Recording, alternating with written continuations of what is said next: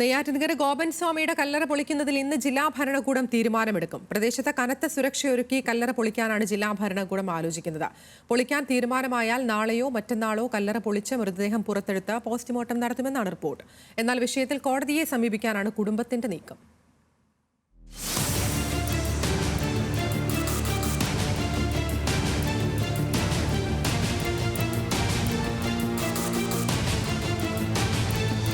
ഗോപൻ സ്വാമിയുടെ മരണം സംബന്ധിച്ചുള്ള ദുരൂഹത നീക്കാൻ കല്ലറ പൊളിച്ച് മൃതദേഹം പുറത്തെടുത്ത് പരിശോധിക്കുന്നതിൽ അന്തിമ തീരുമാനം ഇന്നുണ്ടാകും. കല്ലറ പൊളിക്കണമെന്ന കളക്ടറുടെ ഉത്തരവ് നടപ്പാക്കാൻ കഴിഞ്ഞ ദിവസം പോലീസ് എത്തിയെങ്കിലും കുടുംബത്തിന്റെയും ഒരു വിഭാഗം നാട്ടുകാരുടെയും പ്രതിഷേധത്തെ തുടർന്ന് നടപടിയിൽ നിന്നും പിൻവാങ്ങിയിരുന്നു. പിന്നീട് ഗോപൻ സ്വാമിയുടെ കുടുംബത്തെ പോലീസ് സ്റ്റേഷനിൽ വിളിച്ചു വരുത്തി കാര്യങ്ങൾ ബോധ്യപ്പെടുത്തി. സാമുദായിക സംഘർഷം ഉണ്ടാക്കാനല്ല, മരണത്തിലെ അസ്വാഭാവികത നീക്കാനാണ് കല്ലറ പൊളിക്കുന്നതെന്ന് ജില്ലാ ഭരണകൂടം കുടുംബത്തെ അറിയിച്ചു.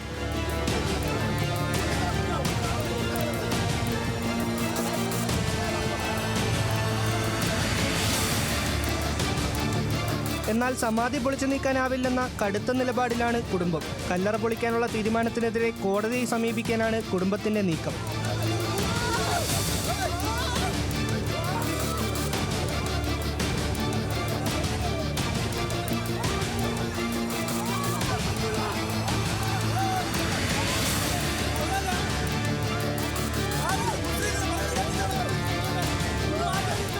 പ്രദേശത്ത് കനത്ത സുരക്ഷയൊരുക്കി ആവശ്യമായ മുൻകരുതലുകളോടെ കല്ലറ പൊളിക്കാനാണ് ജില്ലാ ഭരണകൂടം ആലോചിക്കുന്നത്. പോലീസുമായി കൂടിയാലോചിച്ചാവും ഇക്കാര്യത്തിൽ അന്തിമ തീരുമാനത്തിലെത്തുക. പൊളിക്കൽ നടപടിക്ക് അന്തിമ തീരുമാനമുണ്ടായാൽ അടുത്ത ദിവസങ്ങളിൽ തന്നെ ഗോപൻ സ്വാമിയുടെ മൃതദേഹം പുറത്തെടുത്ത് പരിശോധന നടത്തും.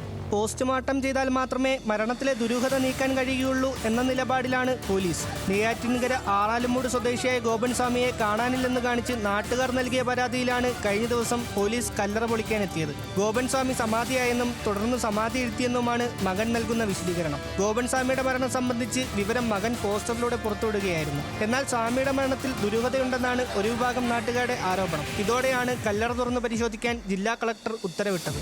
ന്യൂസ് മലയാളം, തിരുവനന്തപുരം.